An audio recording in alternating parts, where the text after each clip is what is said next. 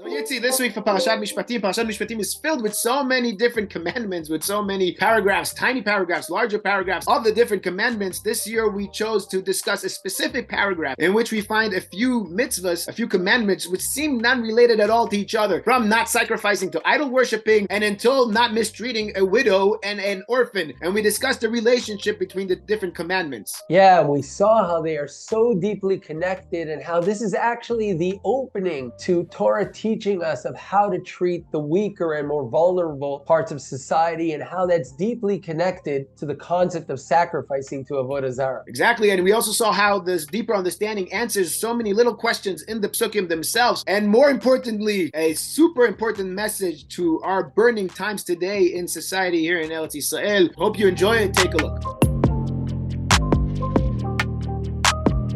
So this week, Parashat Mishpatim, so many mitzvahs, so many commandments in this week's Parsha. At a glance, it looks like a whole bunch of commandments just put together into the Parsha. But when you start taking a look into the Psukim themselves, you see that the Parsha is built out of very small paragraphs. Sometimes a one Pasuk paragraph, sometimes a few Psukim paragraphs, but it's these little paragraphs that together make Parashat Mishpatim. And this week, what I want to discuss, the paragraph where it discusses a few commandments. First of all, the commandment of not sacrificing anything to Avodah Zarah, to an idol. A very obvious ruling, a very obvious commandment. But from there, the next commandment right after, don't mistreat a ger. Don't mistreat a Gentile that joined our nation, but not only a ger in that meaning, but also anyone who came from a different country, from a different land to your land, like Rashi emphasizes. Ger is somebody who went from where they lived and came to where we are today, came to Eretz Yisrael. Don't mistreat them. Why? Because you were gerim in Eretz Mitzrayim, because you were misplaced. You came to a different place in Mitzrayim. And then from there, we go into the next commandment, which is don't mistreat an almana and yatom, a widow and an orphan. And Rashi again emphasizes this is not necessarily a widow and an orphan. This is anyone in society. You shouldn't mistreat them. However, the Torah emphasizes a widow and an orphan because many times those are the ones to be mistreated because they are the weaker ones that don't have someone to protect them and don't have anybody to stand up for them. And on this commandment, HaKadosh Baruch Hu says that if you do so, you will get punished. Now, in Parashat Mishpatim, many times we find the punishment, which is a tit for tat. The famous one is ayin tachat ayin, eye for an eye, hand for an hand, even though, again, it's not literal. Like we know, the Torah never meant it to be literal, as Chazal teach us. However, it's always a tit for tat. It's one for another. Every single crime will be dealt with, will be handled with something which is more or less the same level of it. However, here, with a widow and an orphan, we see where HaKadosh Baruch Hu says, a person who mistreats a widow and an orphan, that person will die. Not only will die, but in a very harsh language, HaKadosh Baruch Hu will get really mad, and not only that, then that person's wife will become a widow and his kids will become orphans. Sounds like it's the same level, sounds like it's a tit for that, but it's actually not. The person himself dies just for mistreating a widow and an orphan. So when looking at this paragraph and this Parsha as a whole, we have to ask three questions. First of all, what is this punishment by the widow and by the orphan? It's a totally non-proportional punishment in terms of what the person did. Second of all, we have to ask about the gerim. Why does the Torah mention that we were gerim in Eretz Mitzrayim? What does it have to do with that? Just because we were gerim, then we shouldn't mistreat gerim? Why is that even relevant? But on top of all, the biggest question here we have to ask is, what's the relationship? What's the connection between the different commandments? How are these two social commandments of gerim and an orphan and a widow even connected to the fact that you shouldn't bring any sacrifice to idol worshiping, do any avodah zarah? What exactly is going on in this paragraph? What are these commandments all about? Yeah, well, actually, even if you just look at that first pasuk, it's hard to understand by itself. Zoveach laElohim Yehoram bilti laHashem levado. If you sacrifice for the gods or for the Elohim, then that's bad. Bilti laHashem levado. But for God, it's good. We really need to say that, as you said, meaning we know about not doing avodah zarah. What is this word? It's also called in a strange term, just la Elohim. Rashi has to explain to us that what Elohim we're talking about avodah zarah. Why not call them Elohim Acherim, or the way it's called everywhere? And even if we are talking about avodah zarah, why are we bringing God into this? Say, don't sacrifice for avodah zarah, but for God, yes. What I thought that because you're not sacrificing for avodah zarah, you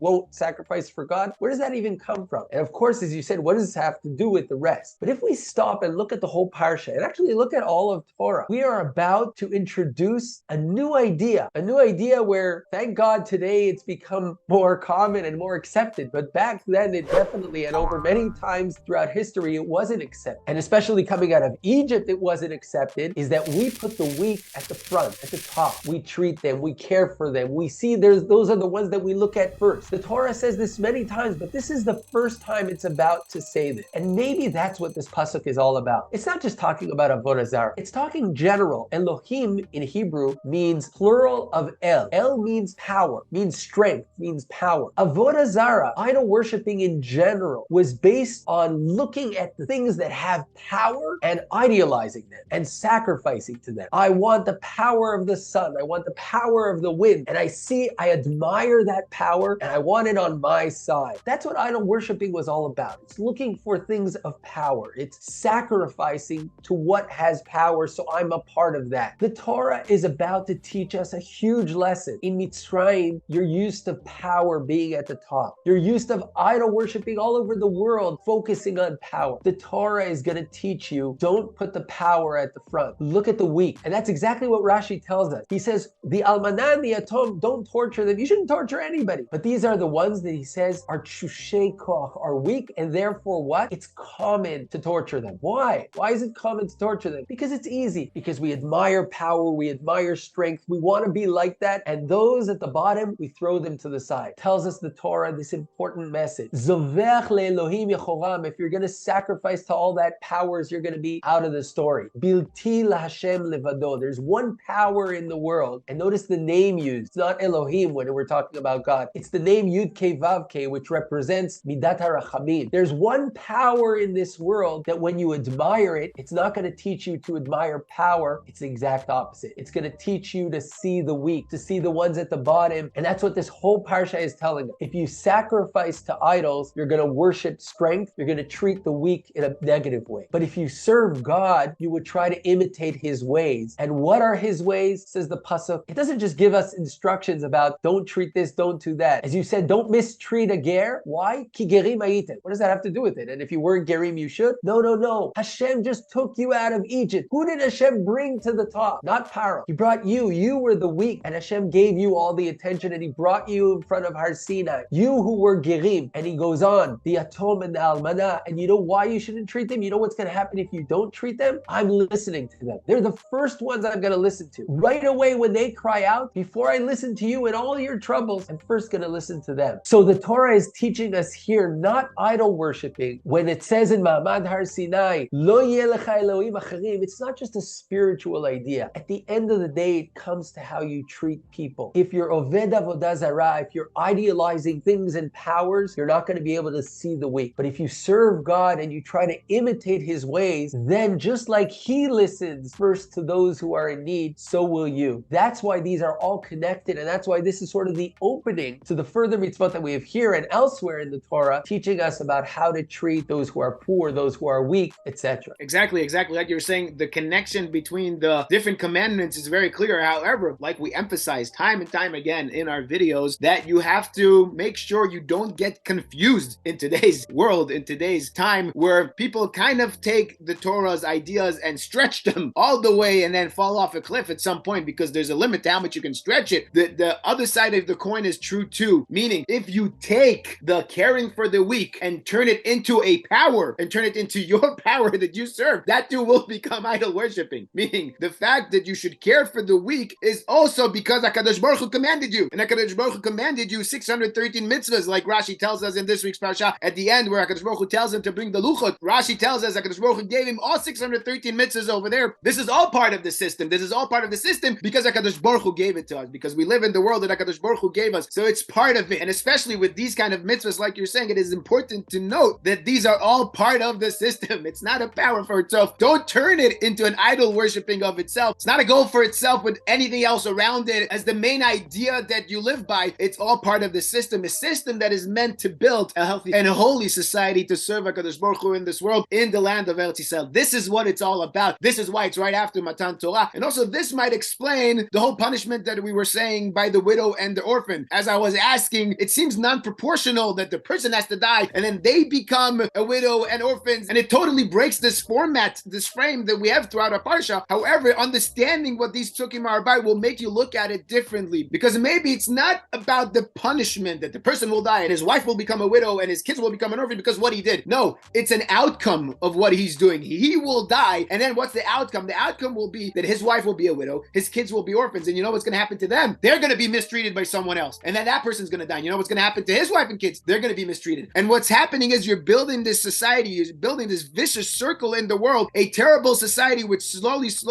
degrades itself, and slowly loses its real values, loses its moral, and you will get to this place where everybody is mistreated, not only a widow and orphans, but everyone will be mistreated. And you'll have a broken society where nobody will care for each other, where nobody will want to be with each other, and then you won't have a society anymore. Then everything will fall apart. Maybe this is what the Torah is telling us here. It's not about the punishment of them being a widow and an orphan. It's about the fact that they will be a widow and an orphan, and then they will suffer, because that's the society you're building. And maybe again, this is why the Torah mentions because this is what Egypt was about. Egypt was about mistreating people, about looking at people as objects. Oh, you need 100 people to build something. Just take them and do with them whatever you want, because you have humans on a higher level and you have humans on a lower level that you can mistreat, and you can do with them whatever you want. Says the Torah that in order to build a healthy society, you have to take care of everybody. You have to look at everybody. You have to treat everybody the right way. These are the foundations for the world, as we know in Masechet Avot, Shlosha Dvarim Ha'olam Omed, Ala Torah Ala Avodah and Gemilut Chasadim. The fact that you have to do chesed with each other. The Mishnah over there could have said, we need Torah, of course. We need our relationship with Hashem, of course. And you also need rules for society. But that's not what the Mishnah says. The Mishnah doesn't say we need Mishpatim. We need rules for society like the beginning of this week's Parsha. It says that we need Gemilut Chasadim. We need the people in our society to care for each other, to do chesed with each other. This is what you need in a society. This is how you build a society. And, you know, especially in these few weeks now, in these crazy times when we have these two sides to a huge argument, a valid argument that has to be held, that has to be done, and has to be taken care of. However, it's two sides of one nation, of Am Yisrael. And sometimes it's easier to attack and to mistreat the weaker ones. It's easier to attack and mistreat the other side because they are on the other side. Maybe this is what we have to take from this week's Parsha. The fact that yes, there are two sides, and yes, there are arguments that should be held, and yes, there are discussions that should be held, but in the end of the day, it's a discussion between two sides. It's a discussion within one nation, and you have to make sure to treat the other side in a more cautious way than you would treat others, because you have a tendency to mistreat them because they are on the other side. Treat them better, not because you will benefit from it, but because it's the right thing to do, because that tendency, because that desire you have to mistreat them, dafka over there, stop and treat them even better, especially during these times. Maybe this is the message that's most needed in this time. Yes, so true. And you know, you started by talking about the Parsha and the many mitzvot sort of brought together. And you know, our Parsha starts with the letter Vav, and Chazal teach us Ve'ele Mishpatim is coming to connect Matan Torah and Mishpatim together. And we see also this here in this little Parsha where we bring together different types of mitzvot. Maybe all of this Parsha is about bringing together different types of mitzvot, but not in a superficial way, just saying, okay, there's an extra Vav, so they're all connected. No, it's saying that all these things are deeply connected. One leads to another. If you say, oh, I'll only be spiritual, then it all is connected. If you leave one, it'll affect the other. These aren't just a set of things you need to do. These are all part of one body, of one system, of one